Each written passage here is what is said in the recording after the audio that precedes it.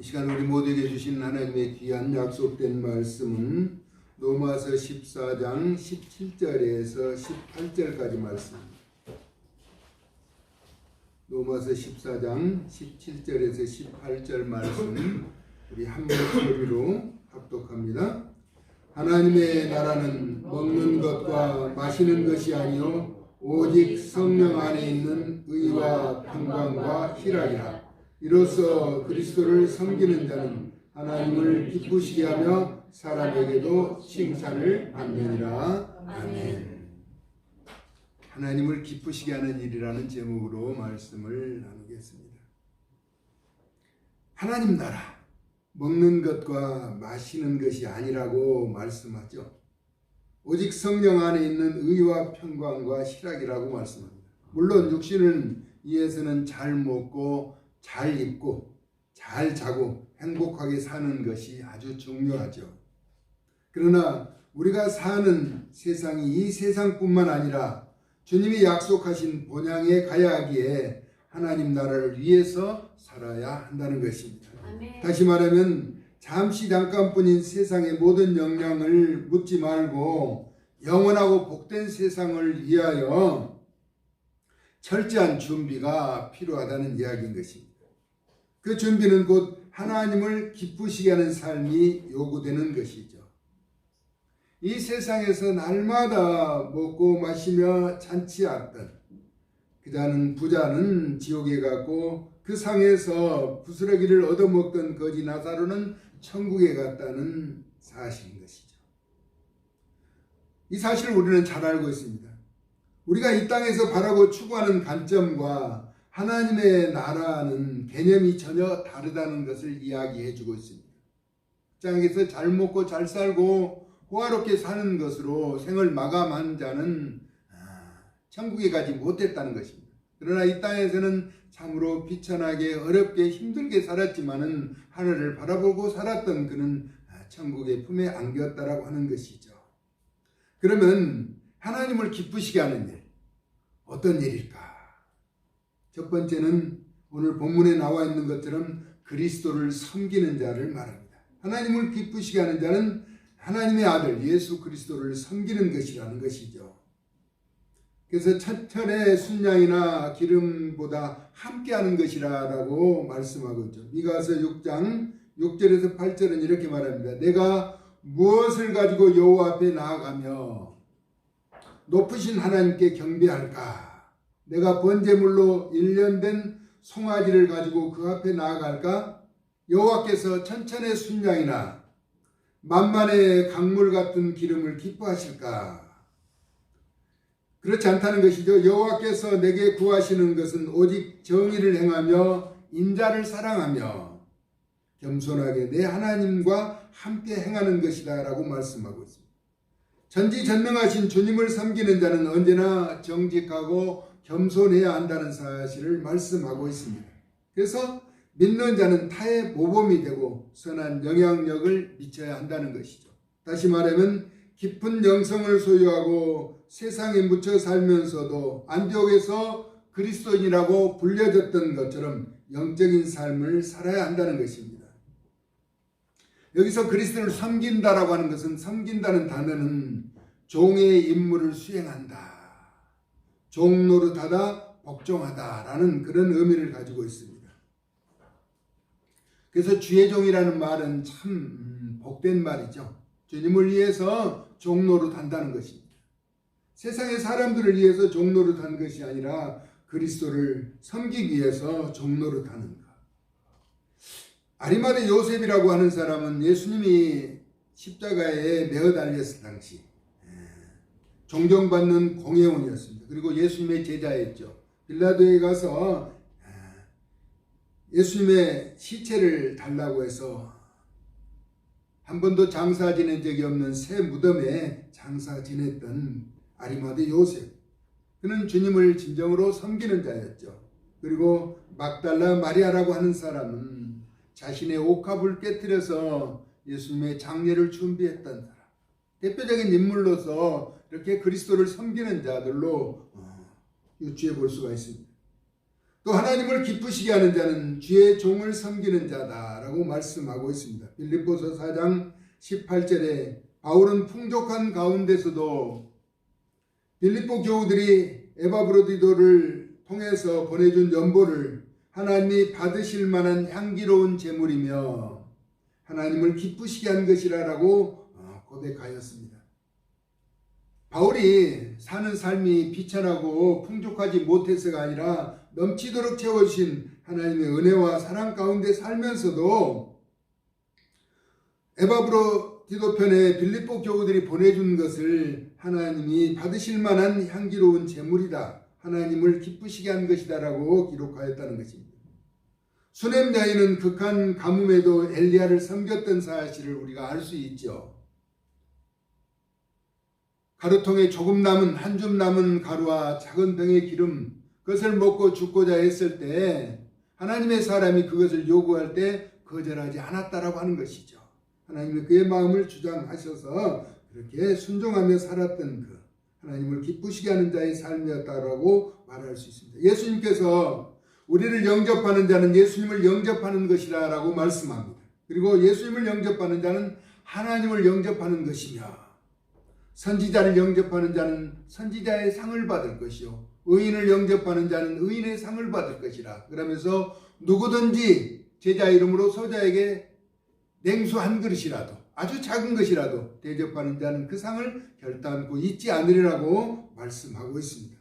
마태복음 10장 40절 이하에 기록된 말씀이죠. 이처럼 주의 종을 섬기고 서로 섬기는 것이 하나님을 기쁘시게 하는 것이라는 것입니다. 하나님 나라는 믿는 자가 모여 서로 합력하여 선을 이루는 공동체죠. 그러면 하나님을 기쁘시게 하는 자는 또한 어떤 삶을 살아야 하는가? 복된 소식을 전하는 자라는 것입니다. 데살로니가전서 2장 4절에 이는 사람을 기쁘게 하는 것이 아니라 우리 마음을 감찰하시는 하나님을 기쁘시게 하는 것이다 라고 말씀하고 있습니다. 그러므로 말씀을 받을 때도 사람의 말로 받지 말고 하나님의 말씀으로 받으라는 것입니다.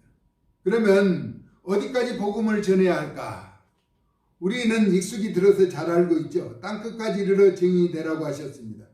하나님을 기쁘시게 하는 복음이 전도라는 것이죠. 하나님 나라가 전파되는 것, 이 땅에만 머물지 말고 땅끝까지 이르러 증인되라고 말씀하셨습니다. 루비 캔드릭이라는 선교사는 자신에게 생명이 1000개 있다면, 여러분 달력을 자주 보셨으면 우리 교회 달력에 4월의 주인공으로 나오죠. 루비 캔드릭.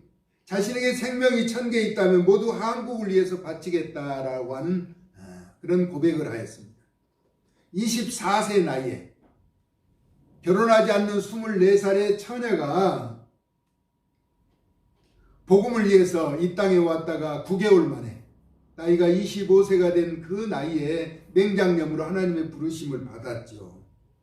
그때는 우리나라 1907년 평양 부흥의 새로운 시대가 열릴 때 그때 세상을 떠났던 것이죠.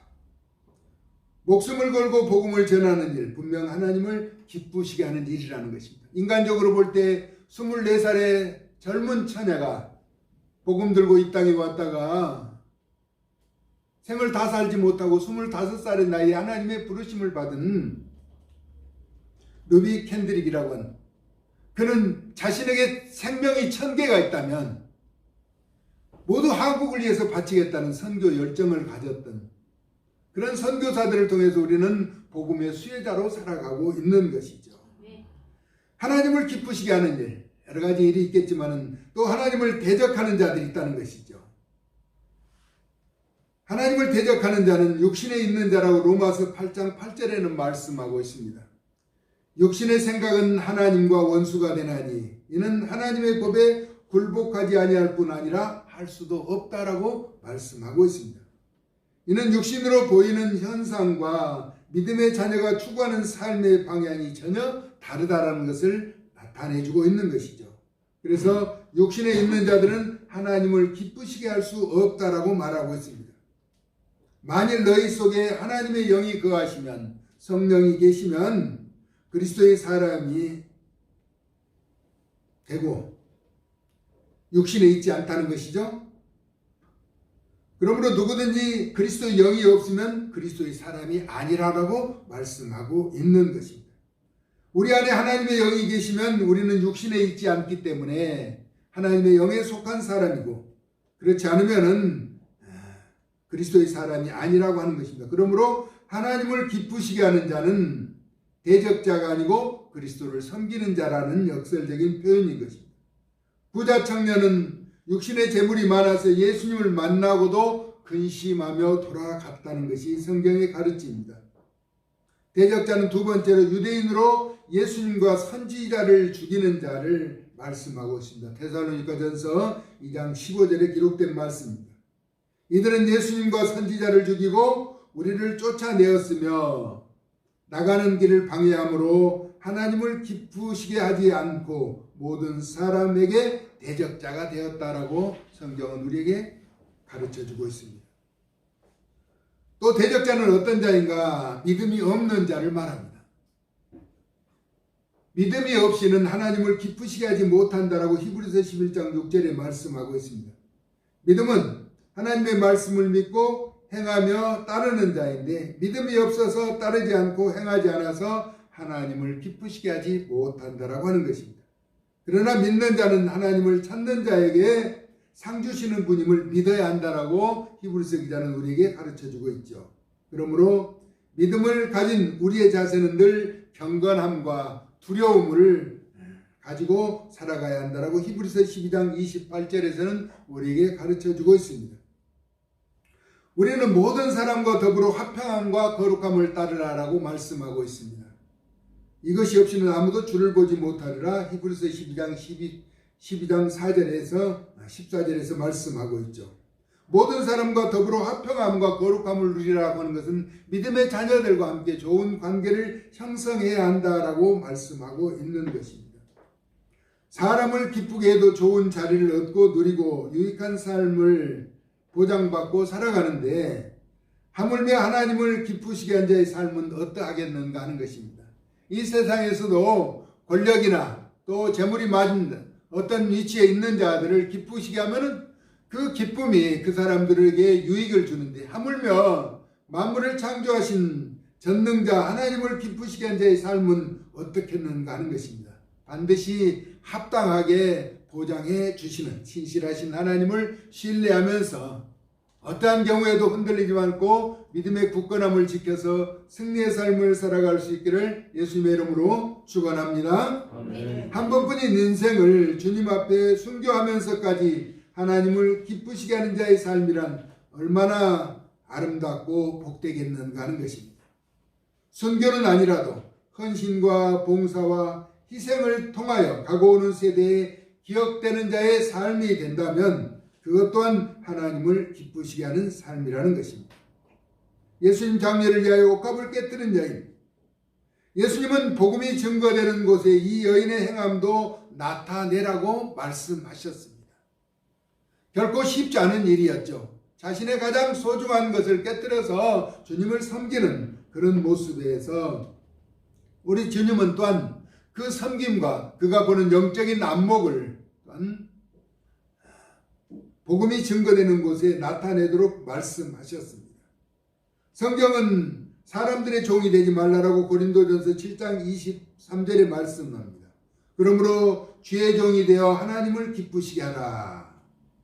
그리스도를 섬기고 주의 종을 따르며 복음 전하는 일로 하나님을 기쁘시게 하는 자들이 한 가지 더 해야 할 것은 하나님을 찬양하는 것이라는 것입니다. 앞서서 예수 그리스도를 섬기는 것, 그리고 주의 종을 섬기는 것과 복음을 증거하는 일이 하나님을 기쁘시게 하는 일이라고 설명한 바 있습니다. 이제 우리 모두 다 하나님을 기쁘시게 하는 것은 하나님을 찬양하는 것입니다. 할렐루야. 아멘. 누가복음 24장 51절에서 53절은 예수님께서 부활하신 이후에 축복하시고 하늘로 올려지실 때 경배하고 큰 기쁨으로 예루살렘에 돌아가 늘 성전에서 하나님을 찬송하였다라고 우리에게 가르쳐주고 있습니다. 늘 우리는 성전에서 예배 전에 예배 후에 하나님 앞에 찬송을 올리고 있죠. 찬양을 하고 있죠. 우리가 부르는 찬양은 복조 있는 기도라고도 말합니다. 우리의 심령을 하나님 앞에 고백하며 나타내는 것. 하나님을 찬양하는 것은 깊은 영성과 교제와 연합을 의미하기에 우리 모두 하나님을 기쁘시게 하는 일에 매진하여 영광 돌리는 구별된 삶이 될 수 있기를 예수님의 존귀하신 이름으로 축복합니다. 아멘. 우리가 오후에는 찬양에 대해서 말씀을 전할 텐데, 우리는 먼저 하나님을 기쁘시게 하는 것이 무엇인가? 예수 그리스도를 섬기는 것이라는 것입니다. 아멘. 아직 눈에 보이지 않고 손에 잡히지 않는 하나님의 말씀이 육신이 되어 우리 가운데 오셔서 가르쳐 준 말씀을 붙잡고 따르는 것입니다. 너희는 너희 하나님 여호와를 신뢰하라. 그리하면 견고히 서리라. 그의 선지자들을 신뢰하라. 그리하면 형통하리라 라고 역대하 20장 20절에 우리가 잘 아는 말씀이죠. 섬긴다라고 하는 것은 종이 되어서 그 임무를 다하는 것을 말합니다. 그리고 복음을 전하는 것. 그토록 주님이 마지막 가시면서까지 말씀하신 내용, 땅끝까지 이르러 증인되라는 것이죠. 그래서 우리나라는 그래도 복받는 나라가 된 것은 열악한 환경 가운데 있는 미디안 세계에 가서 복음을 증거하고자 앞다투어 나가는 선교사들이 많다는 것이죠. 제가 아는 후배 선교사도 결혼하지 않았는데 필리핀에 가서 선교하러 갔다가 오는데 8시간을 차를 타고 다녀야 한다는 거예요. 아주 비포장도로에. 그러면서도 그것을 기쁨으로 감당한다는 거예요. 누구 때문일까요? 예수님을 섬기고 예수님을 사랑하는 마음이 감출 수 없어서 어느 일가 친척도 없고 연고도 없는 그곳에 가서 아무도 알지 못하는 그들에게 예수 그리스도의 사랑을 증거하기 위해서 자신의 삶을 희생하며 온몸이 땀이 범벅이 되어도 기쁨으로 돌아와서 씻으면서 감사하는 그런 고백을 전해온 것을 바라보게 됩니다. 복음을 증거하는, 조금 전에 나타냈던 누비 캔드릭이라고 하는 선교사도 그렇죠. 생명은 한 번뿐이지만은 1000개의 생명이 있으면 한국에 다 바치겠다는 것은 복음의 열정이 그만큼 크다는 것을 우리에게 가르쳐 주고 있죠. 우리는 이 땅에서 주어진 여건과 환경이 너무나 좋은 것 같아요. 그렇죠? 복음을 증거한다고 해서 누가 손가락질하고 방해하는 일이 없어도 스스로 이런저런 이유 때문에 하지 못하는데,